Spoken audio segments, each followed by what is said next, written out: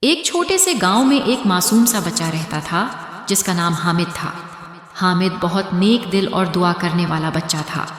وہ ہمیشہ اپنے والدین سے سنتا تھا کہ اللہ ہر دعا سنتا ہے، بس دل سے مانگو۔ ایک دن گاؤں میں بہت زور کی گرمی پڑی۔ کئی دنوں سے بارش نہیں ہوئی تھی اور فصلیں سوکھنے لگی تھیں۔ لوگ بہت پریشان تھے۔ سب نے اپنے اپنے طریقے سے کوشش کی مگر کچھ فائدہ نہ ہوا۔ حامد بھی یہ سب دیکھ رہا تھا۔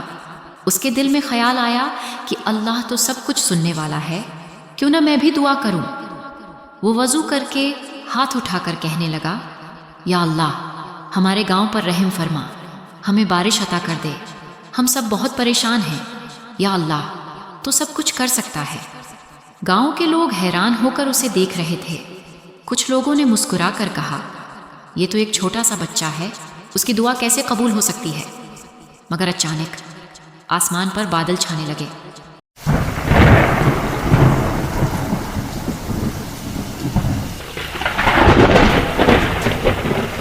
ہوا چلنے لگی اور چند ہی لمحوں میں موسلادھار بارش شروع ہو گئی۔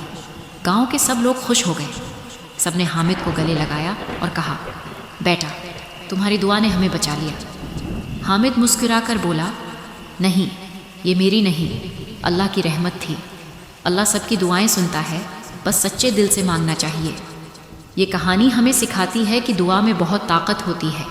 اگر ہم سچے دل سے اللہ سے مانگیں تو وہ ضرور سنتا ہے، بس ہمیں یقین اور صبر کے ساتھ دعا کرنی چاہیے۔